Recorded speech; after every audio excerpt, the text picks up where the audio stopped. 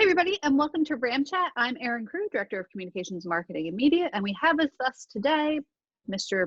Bob Rizzo, our Assistant Superintendent, and Dr. Kelly Murray, our Director of Curriculum Instruction. Hey everybody, welcome to Ram Chat. Hi, how are you? I'm Hi. well, thanks. Oh, Bob, you are there. I wasn't super sure because I couldn't see you. I'm waving. You know, it's just different without the cameras on. True. So, Dr. Murray, we've been talking a lot up at the district level and with our building principals about the importance of having cameras on. Is it okay if we all switch our cameras back on right now? I feel like I'm a little bit more connected with you guys when I see you. I definitely agree. There's Hey. everybody. I was waving, but you couldn't see me. It's different. It's not as, the connection's not there when you just can't see somebody. Absolutely. Yep, I agree. And I think a little bit that's what some of our teachers are feeling, because we're seeing that there's a lot of cameras being off. And as we're reviewing our data from the first quarter, we're seeing that there's a significant increase in the number of students who are not actively engaged in their class and with their classmates. So our teachers are really struggling with this. And what we want to do going forward is try and focus on how we can enhance the online and virtual environment for our students.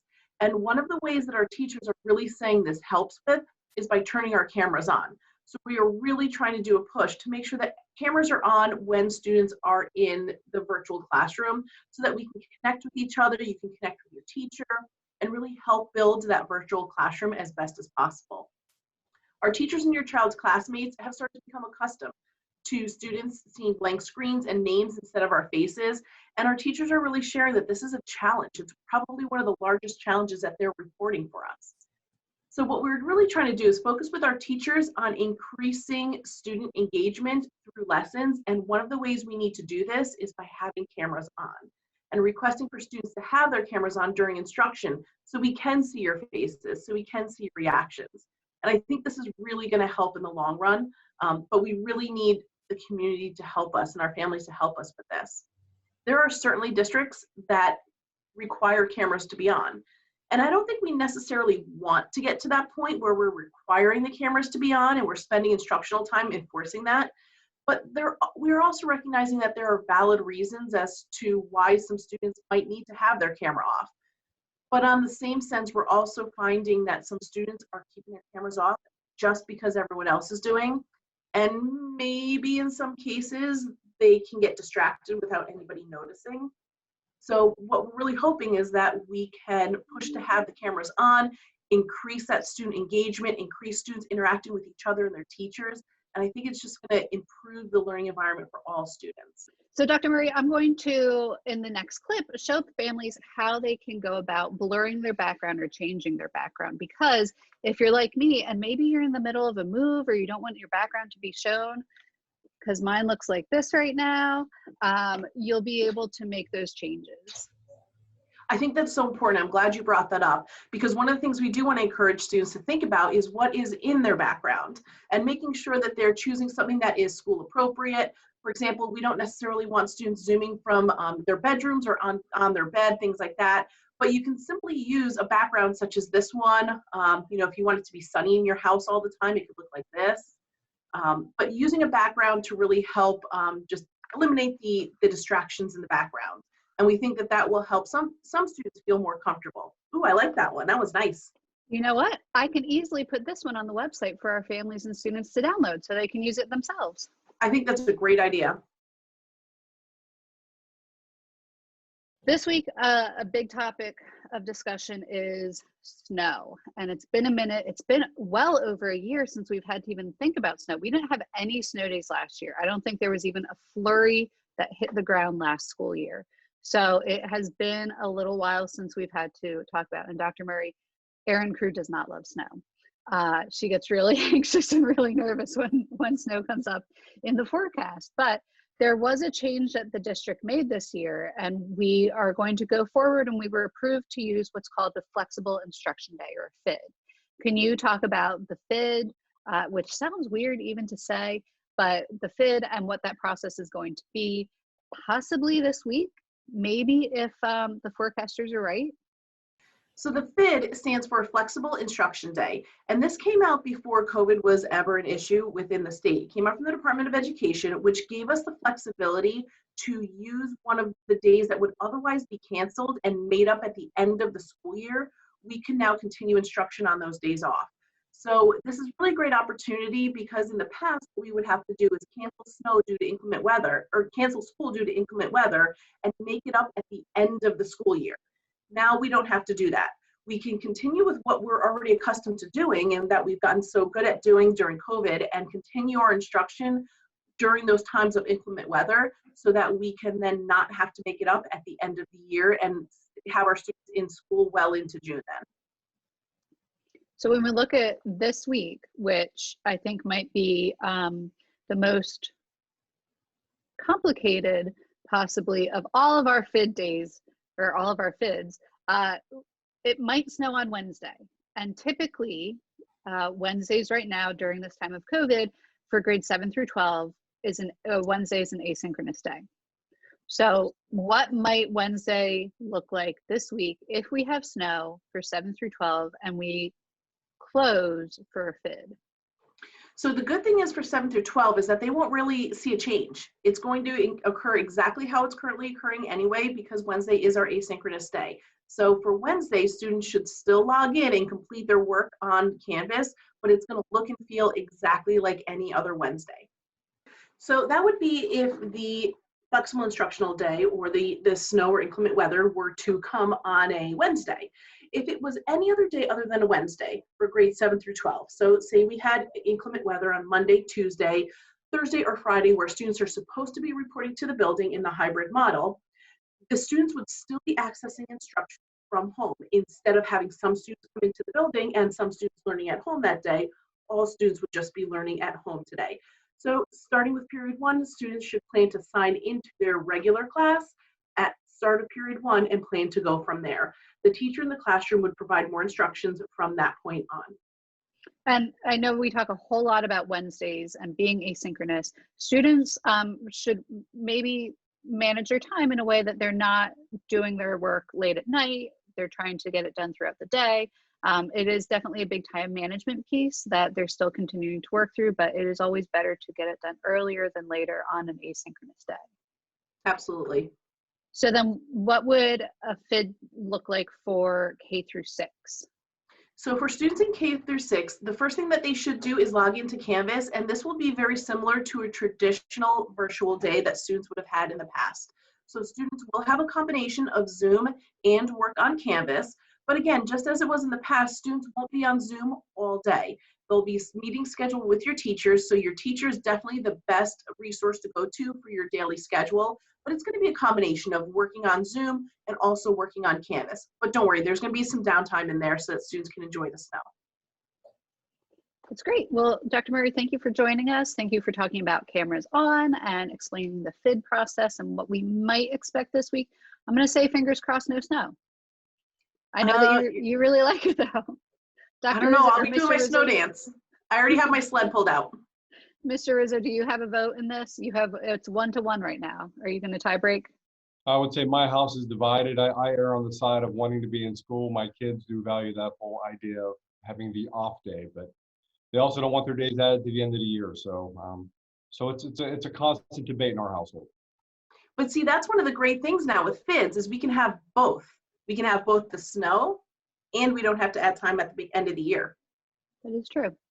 That's true. We still have a nice shorter school year than we typically would with some snow. So Dr. Murray, that's all we have with you. Mr. Rizzo, you and I are going to stay on and we're going to talk about dashboard and contact tracing. Sounds good. Thank you. Thank you. See you. Bob, let's talk about the dashboard that we have on our website, our Spring Forward COVID dashboard. While we talk about it, I'm going to screen share so that we can show it to our community as we go through explaining the dashboard and understanding, because there's a lot of information there and it can be confusing. Sounds great. So from the homepage, all our families have to do is hover over reopening and click on the COVID dashboard. This is also linked in every single weekly update that we send out each Wednesday. And on the dashboard here, we have a few pieces of information, and I'll make it a little bit bigger so that we can see it better. We start off with our current PDE level of community transmission table. And we include both Montgomery and Chester County because we do have schools in both counties. And right now, both counties are at the substantial level. So we have the S here indicating both substantial for Montgomery and Chester. We then go into our 14-day rolling case by school, which is fairly new within the last week.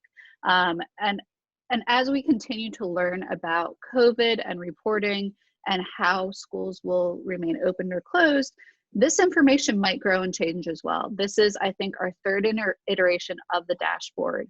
And every time we make a change, we continue to include more numbers and more information. So could you explain to us what happens with the 14-day roll? Sure. So one of the criteria that are in place whenever Montgomery County Office of Public Health makes a decision to close our schools for a period of time is the number of positive cases or probable cases that are identified within a 2-week period, within a 14-day period. And also on the dashboard, or not right there at the exact dashboard, but on the website, is a chart that we go by to determine whether or not we're getting close to having to go virtual for a little while. So if you go in the reopening plans and then you go to the application and matrix tab, it'll show you that chart. So in that particular case, with a 14-day average, if we have at one particular moment, we find that we end up with 5 students in a medium-sized building like Evans Oaks 8th grade center or 9th grade center, at that point, Montgomery County Office of Public Health will have a discussion with us and say, okay, we're going to need to go virtual at one of those buildings, whichever one has the numbers. And we're going to determine based on contact tracing, based on case investigation, cleaning, all those things that we need to do to make sure that our buildings are safe. After that period of time, then we will open up. So that time could be shortened. They give you a window. So we don't have a lot of control over whether or not we're open or closed. We do have control over how long we're closed. And that's based on how we put those mitigation efforts into place. So that 14-day average is one of the main metrics that we use to find out and to determine whether we're going to be open or we're going to be closed for a period of time. Once we hit a closure or after a substantial break, that number will reset. So in this particular case, when you look at our dashboard right now, you're seeing a variety of dates, December 8th, December 9th, December 11th, those are the 3 that are on there right now. That's because each individual building could have its own start date depending upon the cases that are identified, that rolling positive student count, student and employee count, it's all rolled together. So if you look at the 5, 6, 7, for example, there was a notification that was sent out on Monday morning to families, just letting them know, heads up, hey, our numbers are starting to climb there. We're not at a point of closure yet, but we are starting to get to a point where you might want to start planning for potential closure, where we would be moving to virtual instruction. So you'll see right there that 5, 6, 7 we have right now is our rolling date is Friday, December 11th. Well, should we hit a 6 or a 7 in the next day or two, we could be forced to close and go virtual for a few days. Once we come back, that rolling average, that rolling day starts at day 0 again until we get our next positive case. So you're going to see those numbers fluctuate based on whatever our 2-week rolling total is.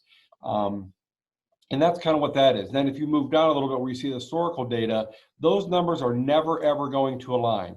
Historical data is all of the cases per week as we roll forward through all of this. So those numbers are going to look a little bit different.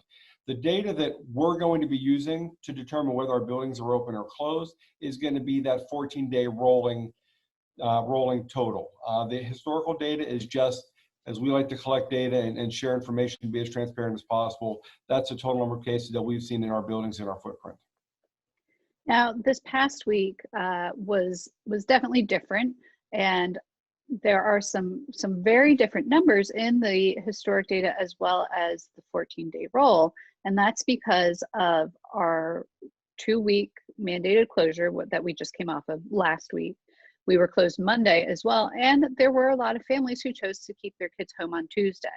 So when we look at, for instance, let's look at the 5th grade center, 5, 6, 7 center, sorry about that. We had 3 reported in the 14-day roll, but when we come down to the historic data, there's an 8 there. And that reason is because those 5 kids hadn't been in school since before the fall break. So since back November 23rd, was that our last day we had students in? Actually, no, students weren't even in that week. We had faculty and staff in. It would be the 20th. So we had those 5 kids who reported that they had tested positive for COVID last week, but they weren't in school Monday because all schools were closed Monday. They were maybe out Tuesday because they were already feeling sick, or their families just weren't comfortable having them come in. So those numbers this past week are definitely really different than what we expect to see going forward. It might though happen again after we come off of a mandated closure, or as well after we come back from our winter break. These numbers will probably be pretty different when we look at the 14-day roll and the historic number. No, I think it makes what you said covered it. The idea is that numbers that are identified during a break just aren't part of our average, and just functionally, we hit a reset whenever we came back to school on what would have been the 7th. And we do update the dashboard daily. Sometimes we update it multiple times a day because these reports are coming in throughout the day. And sometimes they are coming in rather late. We do have our COVID liaisons who work on this throughout the day, sometimes rather late into the evening. So some of those numbers might be reported that night, and that timestamp is updated at the top of the page each day as well, with the date that it's updated as well as the time. So when you go in and look, those pieces of information will be there. Yeah, that's an important piece of information for our families to have. So we want to keep that as updated as real time as possible. So as soon as we have that information, we're going to get that updated, because we know parents are going to be looking, we hope parents are going to be looking at that dashboard to stay tuned to what's happening in our buildings. Mm-hmm. And as we talk about our COVID liaisons and contact tracing, can we touch briefly on their process and what they do when they're notified by a family or a staff member that they had tested positive for COVID? Sure. So once we are notified of a confirmed positive or even a probable positive, that we have 2 COVID liaisons in the district. We have a K-6 and a 7-12 liaison. They work closely with our school nurses and our building principals to identify close contacts. So what that process looks like is they're notified of a positive case. The next thing they do is they work with the building principals to pull seating charts in all the classes, first to determine if they were in the building during the time that they were symptomatic or 48 hours before they were symptomatic. That's the metric that we follow. If they were in the building, we pull seating charts and we identify close contacts based on the distance between the distance that we have from student to student in the classroom.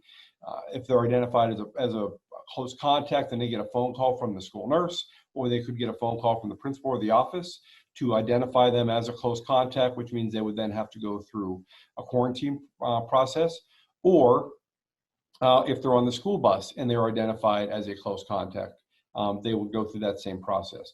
So our COVID liaisons would make those calls and initiate the close contact calling. They would go through each seating chart with the building principal, identify that list of names, and let them all know. The next part of our process would be coming from our school offices, and that will be identifying the rooms that a student would be in, or the classroom that a student would be in that was confirmed positive. We would just inform the families that their child may have been in the same room as somebody who tested positive. And that's not a call for quarantine. It's just a call for, hey, just so you know this happened, and monitor for symptoms just out of an abundance of caution. And again, nothing, they still come to school. They're not identified as anything other than they were in the same space, probably at the same time as somebody who was identified positive. And now those notifications go out to all of those classrooms as well. Once we go through our process, and we've encouraged our building principals to send that notification out once a day through one communication via email, not phone calls, so families can be up to speed as quickly as possible. And when we look at our options here at Springford, we do have quite a few options. We have the options for students to be in person, the option for virtual learning, as well as the option for cyber learning. And there are changes that are taking place. Families are changing their mind. When they initially thought that in-person was the best option for them, maybe right now with increased numbers or going into holidays, just changes like that, families are deciding that virtual is the best option for them. We are accommodating those requests as best we can, but there are some classes that are either full in the virtual world or might need to just take a minute to reallocate some teachers and find new classes and build new schedules. This process is not fast. As we talk to our building principals, it's not something that we can very easily just flip a switch and turn everything over. There's a lot of back-end information that needs to be done manually. So as we have families that make that decision and make that choice to go from one to the other, we do really appreciate some patience as our offices have to make a lot of changes on the back end to that. You know, our building offices are committed to providing the most comfortable option for our families. But there is a process that they have to go through to accurately account for students, whether they're virtual, in person, cyber, hybrid, whatever the case may be. It's a little easier, grade 7 to 12, because of the instructional model we have in place. K to 6, if they're going virtual, they're being switched to another teacher, and that requires some back-end work in Skyward and making sure that we have sizes and class sizes where they need to be. And while we want to accommodate as many requests as we can, there are some finite things that we're working with. We do have class size limitations that we're working with. We do have a finite number of teachers. And unfortunately, for all districts in the Commonwealth, we're struggling with finding enough substitute coverages to be able to keep the doors open. Mm-hmm. And our Human Resources Department has made magic happen in many cases and have been able to find subs when needed to be able to extend some of these virtual classes. But it is very difficult to be able to get a new teacher in and onboard and trained to go into the virtual world that quickly. Yeah, they're solving impossible problems. I don't know how they're doing it, but kudos to them for getting it done. Right. So we can still make changes, but we do just appreciate a little bit of patience when we do that. Thank you so much for coming on. We talked about cameras on, and I love having our cameras on. It really does make a big difference. Our flexible instruction day process, the dashboard, contact tracing, and switching from in-person to virtual. Is there anything that you'd like to add?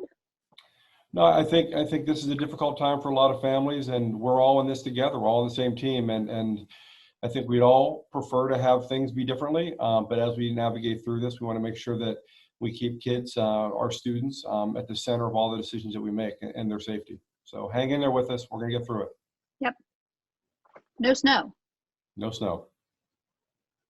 Thanks. Have a great day. You too.